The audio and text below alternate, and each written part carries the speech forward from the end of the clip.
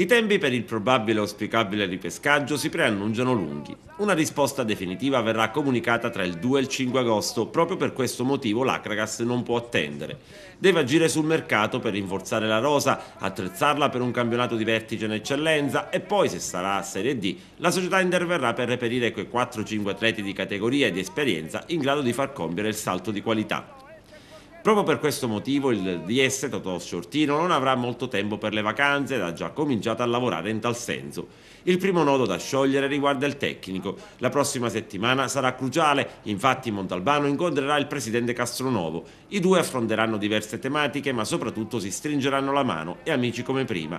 Le strade si separeranno. Montalbano non sarebbe, con molta probabilità, rimasto nemmeno se avesse vinto lo spareggio con la Cavese. L'Akragas ha un solo nome sul taccuino, Renato Maggio. Troppi indizi fanno una prova. Maggio si è liberato dal Camarat dopo 13 anni e questa volta ha preannunciato il suo addio alla fine della stagione senza avere ripensamenti.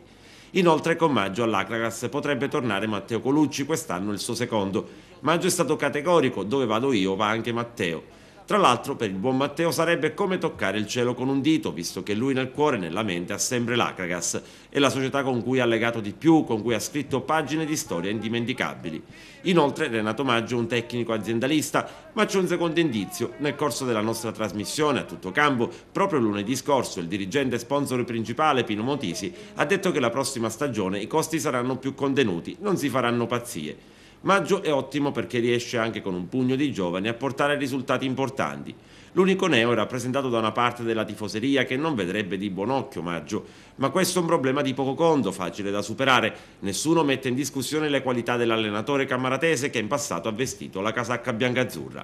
Per quanto riguarda la società è ormai certa la trasformazione in SRL. A giorni verrà messo nero su bianco in modo da facilitare l'ingresso di nuovi soci interessati a dare una mano per rilanciare il club. Certo, con la Serie D tutto sarebbe molto più facile. Non è da escludere che anche l'imprenditore principe della provincia agrigentina, Totò Mongada, ridia una grossa mano d'aiuto con la sponsorizzazione alla società di Via Petrarca. Il resto lo dovrebbero fare i tifosi sottoscrivendo l'abbonamento. Tutto deve ricominciare da domenica 17 giugno. L'Akragas quest'anno ha avuto di media circa 2.000 spettatori a partita. Con la Serie D potrebbero diventare anche 3.000.